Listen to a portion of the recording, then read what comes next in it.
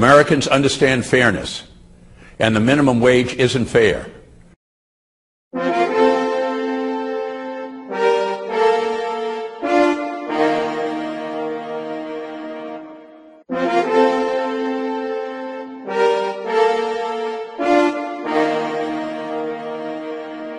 Does the minimum wage guarantee that we have an entire class of workers locked in a controlled wage rate that does not allow free markets to work? Let's take a look. If business got together for the purpose of fixing a wage rate, they would be guilty of a conspiracy to hold down wages. But what happens when a politician sets the pay rate? In January, when the new Congress is sworn in, I'll become chairman of the Senate Labor Committee again. My first order of business will be the Fair Minimum Wage Act, a bill that will raise the minimum wage to $7.25 an hour and give almost 15 million Americans a long overdue raise. The wage has now been set by a politician. Politicians want you to believe that they can pass a law and create wealth. Millions of workers are now trapped in a wage rate that does not move with the free markets. The cost of labor should be determined by a free market and not by a politician. Let's take a look. Because we no longer have constitutional money backed by gold or silver, the value of the wages imposed by the politician declines over time. So what is money, and what is the responsibility the Constitution gives Congress as it pertains to money? Section 8 of the U.S. Constitution says this: Congress shall have the power to coin money, regulate the value thereof. Section 10, no state may make anything but gold or silver coin a tender in payments of debt. The power to create money belongs to Congress, and that money should be made of gold or silver. In 1913, the power was given to a privately held bank called the Federal Reserve. The Founding Fathers were much opposed to a privately held bank creating the money supply. Here is what Thomas Jefferson had to say about it. If the American people ever allow private banks to control the issue of their currency, first by inflation, then by deflation, the banks and the corporations which grow up around them will deprive the people of all property until their children wake up homeless on the continent their fathers conquered. Inflation is a tax.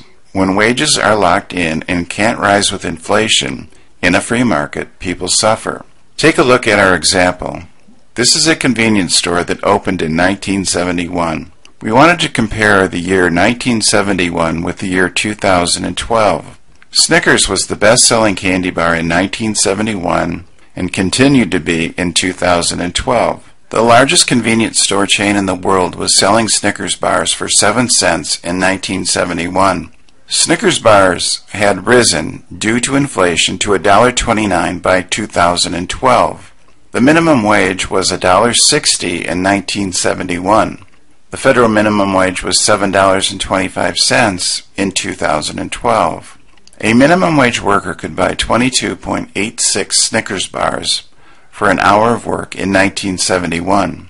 A minimum wage worker in 2012 could buy just 5.62 Snicker bars for 1 hour of work. The minimum wage has lost 75% of its buying power from 1971 to 2012. Paper money before 1972 was a certificate for either gold or silver. In 1972, President Nixon did this. I have directed Secretary Connally to suspend temporarily the convertibility of the dollar into gold or other reserve assets, except in amounts and conditions determined to be in the interest of monetary stability and in the best interest of the United States. Taking the country off its constitutionally mandated gold or silver-backed money seems like a crooked thing to do. People have got to know whether or not their president's a crook. Well, I'm not a crook. We can see by the numbers that a minimum wage worker in 1971 could purchase 1.83 ounces of gold for 40 hours of work. In 2012, that number had fallen to 18/100ths of an ounce. Using the gold standard, minimum wage has lost 90% of its buying power from 1971 to 2012. Without a gold standard, politicians were free to spend like madmen. inflating the money supply and placing the burden of the declining value of the dollar on working people. From 1970 to 2010, federal spending rose by 287%.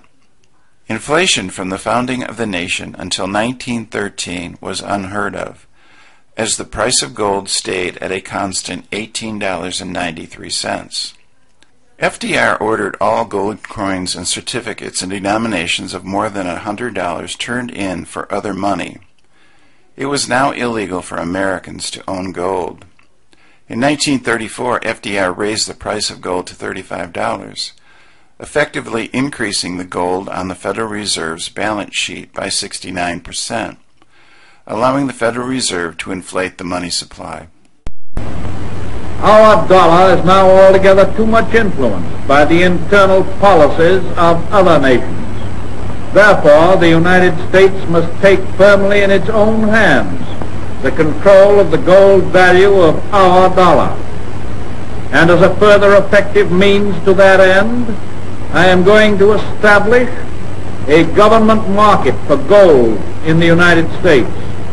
Therefore, under the clearly defined authority of existing law, I am authorizing the Reconstruction Finance Corporation to buy or sell gold at prices to be determined from time to time after consultation with the Secretary of the Treasury and the President.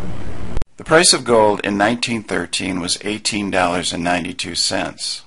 The average price of gold in 2011 was $1,571.52. The dollar has lost 98% of its buying power since 1913. A family with 2 kids that earns the minimum wage still lives below the poverty line. That's wrong. That's why since the last time this Congress raised the minimum wage, 19 states have chosen to bump theirs even higher. Tonight, let's declare that in the wealthiest nation on earth, no one who works full-time should have to live in poverty, and raise the federal minimum wage to $9 an hour. We should be able to get that done.